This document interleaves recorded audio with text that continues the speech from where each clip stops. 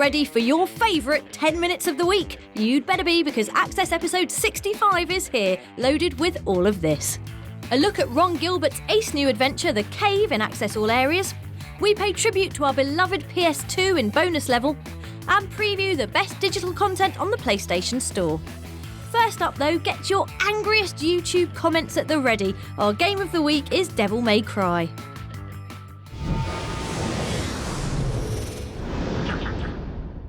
When I was a young lad, playing as Dante made me feel really cool. Like, if I put on a leather jacket, I could beat up every school bully in my class and then trash talk them into tears. Playing as new, young, handsome, good at bloody everything Dante, however, just makes me realise how rubbish I've become at life. Dante can juggle demons. I can't even juggle oranges. Dante can dress himself in mid-air. I struggle on the floor. Dante's got hair. Dante's got hair. Hair that's become the main sticking point in the landslide of YouTube vitriol aimed at new developer Ninja Theory. This game is Emo May Cry. They should have just consider and name it another new game and continue working in the real DMC5. Why, his name is Dante. WTF, haha. Where's Dante? With white hair? Well, I'm glad you asked so eloquently, because Platinum Head Dante does indeed live on when you activate Devil Trigger mode, which, Devil May Cry Virgins, is a bit like going Super Saiyan. Which, for people who've never watched Dragon Ball Z, is a bit like when you get really angry at something and your hair turns white. Ooh.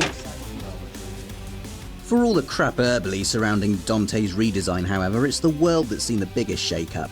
Gone are the towering Gothic spires and arcing castle corridors, to be replaced by ultra-relevant grind-caked streets, buildings that move and require deft platforming to traverse, and a fashion sense that wouldn't look out of place in an episode of Misfits. Even series mega villain Mundus has been given a lick of the make-it current brush, going from a flame-wreathed bag of shouting to a Murdoch-style corporate power hoover with the most diabolical plan ever. I will control the world through debt. In addition to a plan, he's also got a melting horror sack of cosmetic surgery as a sort of lady friend. Good job she bought the new, not at all patented, age-defying head clip then. Does your face look like a badly wrapped sausage? Introducing the perfect pick-me-up for your worn-out human suit. Scientifically proven to reduce the effects of hanging, our head clip will restore that glowing wag look after just one use. I don't know what I'd do without it. The new, not at all patented, age-defying head clip. Because you're demon scum. What you'll be relieved to hear is that despite all the aesthetic changes, the beating heart of Devil May Cry remains thoroughly intact. Combat is a familiar mix of swooshing swordplay and hectic shootage, with a bunch of additional weapons that are actually useful for a change. Plus this time there's a story with characters and dialogue that doesn't make your buttocks want to fold in on themselves. The world is at last your bitch. And for all the low-cut vests and shaved back and sides, the rebellious, wisecracking, cooler-than-thou Dante we all know and love is still very much the star. Although I do have to admit he's a bit ruder this time. You! Oh, wait, no, oh, God. Well, I was about to put a positive spin on your game, Dante, but, Put a spin on this. Why?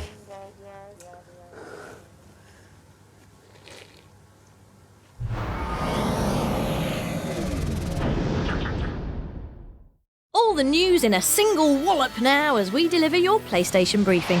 After the acclaim heaped on last year's emotion-shredding episodic version of The Walking Dead, it's fair to say that Activision's upcoming full-fat adventure, based on the TV show rather than the comic books, has a lot to live up to. Or die up to. Be undead up to. Either way, we asked the guys behind the game all about it. This one is a first-person survival type of game. You take the role of Daryl, which is a character from the TV show, and it happens as a prequel kind of to the TV show while Rick is still in a coma. So it's different because we take a lot more cues from the TV show, like the sounds and the music and the color tones and everything else. Also on the way from Activision is a big action vehicle for Marvel's wisecracking anti-hero Deadpool. You can expect other Marvel stars like Wolverine and Domino to appear, but the really big news for PlayStation fans is that the voice of Nathan Drake, Nolan North, will be reprising his role as Deadpool. And if you pick me and us together, then you get me-us, meows, cat. He's the only character in the Marvel Universe that knows that he's in a comic book. So that means he breaks the fourth wall. He knows that you are there as the player, and that lets him interact with you as the player in a way that no other video game character can. He gets to make fun of other superheroes that can't poke fun of themselves. I can't think of another game where the main character gets to slap Wolverine in the face and live to tell about it. So it's a lot of fun. Suck it, Wolverine. We'll have more news next week. Boom! That just happened! Mic drop!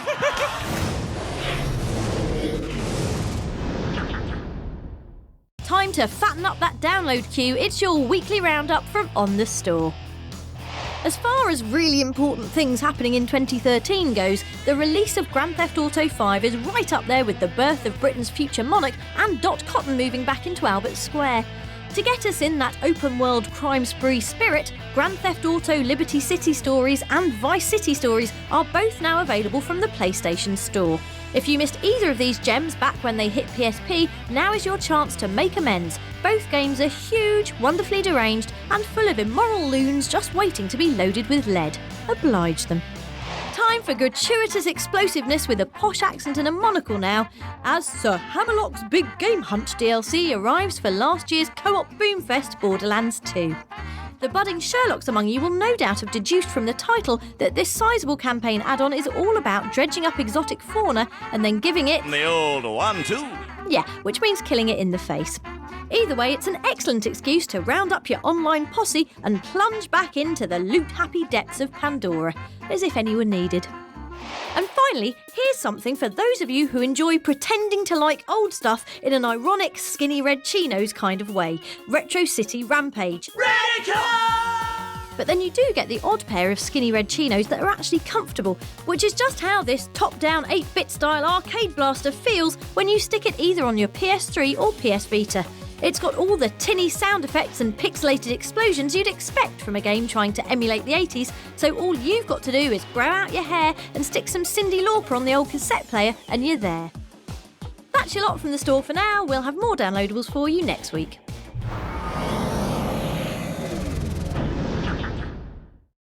The beginning of 2013 also marked the end of an era, as after 12 incredible years, production of PlayStation 2 was ended. Here's just some of the reasons we'll miss the magnificent machine.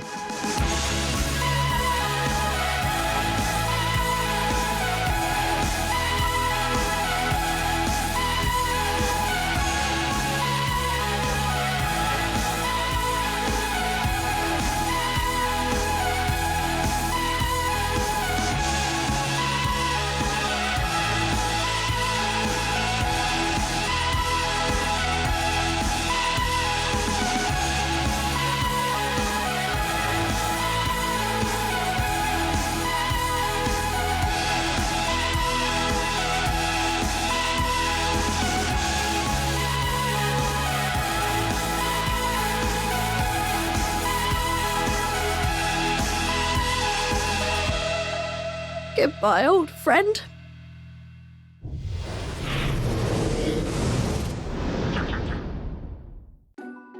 Greetings from a dank, dark cave in London that's actually Waterloo Arches.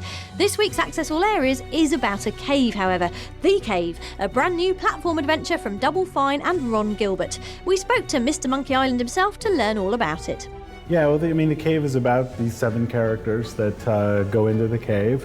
And there's a knight, and he's looking for a sword of unequaled power. There's the monk. He's searching for his master this evening. There's the time traveler. She's there to right a wrong 1,000,000 years in the making. There's the scientist, who is on the cusp of a great discovery for all of mankind. There's the hillbilly. He's looking for love this evening. The twins. Yeah, they're they just want to go outside and play. And the adventurer. She's looking for lost ancient treasure and her 2 companions. So Ron, if you went into this cave of yours, what would you find inside? Well, there's definitely one of the 7 characters. I'm not going to say which one, but there's one of those 7 characters that is me. That is my dark secret and why I would be going into the cave. It's not the evil twins, I will say that, so that only leaves 6.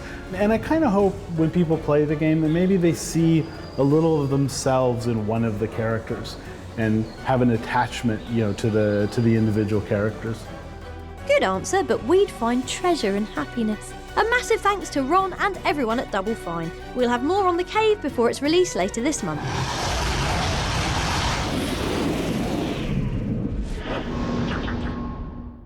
One last bit of DMC love to share before we head off this week.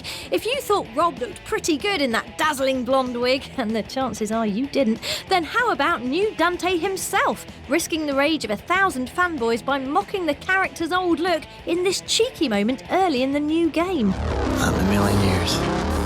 They won't be happy, Dante, but then they never are. See you next week.